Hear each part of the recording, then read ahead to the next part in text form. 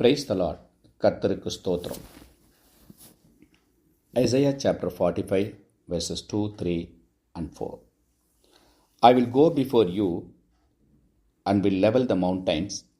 I will break down gates of bronze and cut through bars of iron.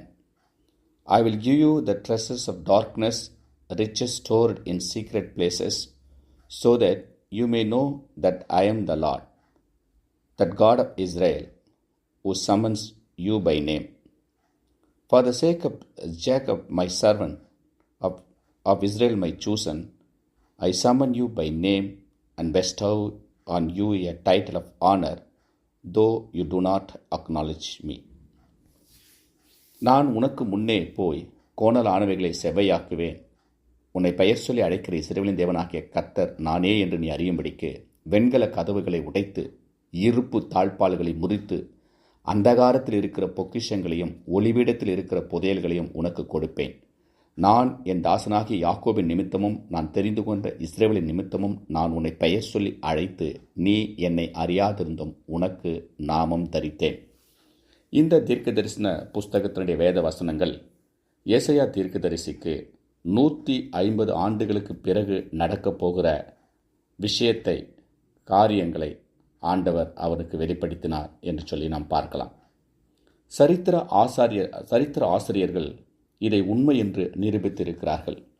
அதாவது Babylon ராஜாவாகிய நேபுகாத் nature அவன் தன்னுடைய ஆட்சியின் காலகட்டத்தில் எல்லா நாடுகளையும் அவன் ஆண்டு அதன் மூலம் கிடைத்த பணங்கள், விலை உயர்ந்த பொருட்கள், வைரம், பொன் போன்றவற்றையெல்லாம் ஒரு கண்டெய்னரில் அவன் ஹல்லேலூயா அடைத்து வைத்து யூப்ரட்டிஸ் என்ற நதியினுடைய ஆழத்தில் கொண்டு போய் அதை ஒளித்து வைத்தானாம். பிறகு அதை ஒளித்து வைத்த அந்த பாதுகாப்பு காரியத்தை செய்தவர்களை அவர்களை அனைவரையும் கொண்டு போட்டு விட்டானாம். அதனால் அந்த விஷயம் அந்த ராஜாவுக்கு மாத்திரமே தெரியும் எந்த இடத்துல அது ஒளித்து வைக்கப்பட்டது என்பது.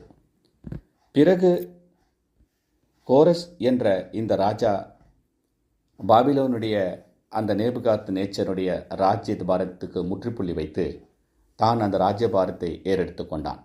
இவன் தேவனால் தெரிந்து கொள்ளப்பட்ட ஒரு மனிதனாக, ஒரு மகனாக இருந்தது நிமித்தம் ஆண்டவர் அவனுக்கு கொடுத்த அந்த வாக்கு தத்தத்தை அவர் நிறைவேற்றி வைத்தார் என்று சொல்லி சரித்திர ஆசிரியர்கள் சொல்லுகிறதை நாம் ஹல்லேலூயா காணலாம். எனவே இந்த நாளிலே இந்த வசனம் நமக்கு ஹல்லேலூயா என்ன புலப்படுகிறது என்று சொல்லி பார்த்தால், நம்முடைய வாழ்க்கையில் 2ஆம் வசனம், நம்முடைய வாழ்க்கையில் கோணலான காரியங்கள், ஹல்லேலூயா தேவனுக்கு பிரியமில்லாத காரியங்கள், ஹல்லேலூயா சோத்திரம், நம்முடைய வாழ்க்கையில் வந்து போகிற பிரச்சனைகள், போராட்டங்கள், அவை எல்லாவற்றையும் ஹல்லேலூயா சோத்திரம் எந்த நிலைமையில் இருந்தாலும் ஹல்லேலூயா சோத்திரம் தேவனிடத்தில் வந்து தெரியப்படுத்துகின்ற போது கோணலான காரியங்களை செவ்வையாக்குவதற்கு அவராலே முடியும். நம்முடைய பலவீனங்களிலே, நம்முடைய கஷ்டங்களிலே, நம்முடைய ஹல்லேலூயா துன்பத்தின் நேரத்தில் என்ன செய்வது என்று தெரியாமல் கலங்கி தவிக்கின்ற வேளையிலே நம் தேவனிடத்துக்கு கொண்டு வந்து அந்த காரியத்தை சொல்லுகின்ற போது, ஜெபிக்கின்ற போது, வேண்டுகின்ற போது ஹல்லேலூயா கோரேசனுடைய கோணலான காரியங்களை செவ்வையாக்கின தேவன் நம்முடைய காரியங்களையும் செவ்வையாக்க அவர் உண்மையுள்ளவராயிருக்கிறார். அது மாத்திரமல்ல, அவர் நம்மை பெயர் சொல்லி அழைத்திருக்கிற தேவனாயிருக்கிறார். இயேசு கிறிஸ்துவின் நாமத்தில் அவரால் நாம் தெரிந்து கொள்ளப்பட்டவர்கள்.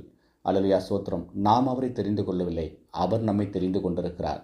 எனவே இந்த காலை நேரத்திலே கர்த்தருக்கு பிரியமான பிள்ளைகளை, அவர் நமக்கு கொடுத்திருக்கிற வாக்குத்தத்தம் என்னவென்று சொன்னால், வெண்கல கதவுகளை உடைத்து இருப்பு தாழ்பால்களை முறித்து அந்தகாரத்தில் இருக்கிற பொக்கிஷங்களையும் ஒளிபெடுத்தில் இருக்கிற புதையங்களையும் நமக்கு கொடுப்பார்.